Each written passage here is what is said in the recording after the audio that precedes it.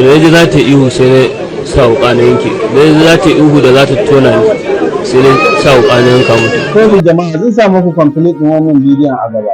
Duniya juyi kowa da kalar ƙaddarar rayuwarsa, shi kuma ƙaddarar wannan ta kashe mutane. Ka duba kamar yadda za ku ji daga bakinsa, budurwarsa sai ya ɗauke ta ya kai ta hotel, ya mata yankan rago, amma wai yanzu har ya fito yana yin da na sani ko menene yana neman afuwa. Afuwar me za a ma?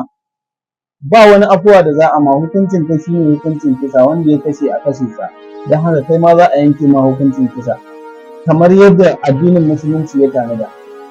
Akan ne kawai daga ɗace dai sai ka kama mutum ka yanka mai yankan rago, ka taka mata wuƙa bayan ta abin nan, kuma daga baya ka zo kai mata yankan rago har ka fito kana neman afuwa. Afuwar me za a ma? Ba afuwar da za a ma. Jama'a ku kama ni sharing ɗin bidiyon nan domin ya zama izina da ɗan uwa musulmi akan masu aikata hali irin wannan, ko kuma masu tunanin ma za su iya aikata hali irin wannan na caka ma wani wuƙa ko yankar wani da wuƙa. Allah kai mana tsari. Ga complete ɗin bidiyon ku gani. Kaddara ce da jarabawa don da shirin shaidan, ni ma kaina ba har a zuciyata ba kanta ba.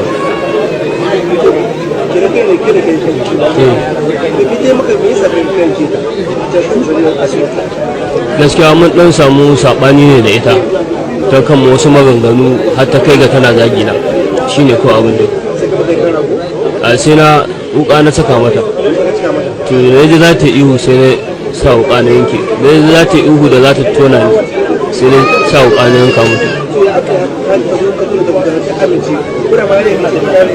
Dama muna tare ita, na santa.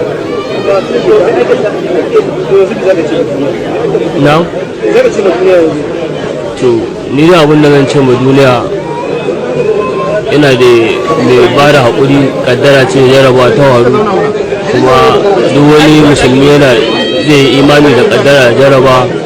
Ni dai na aikata laifi, to ina buƙatar sassauci daga hukuma a taimaka.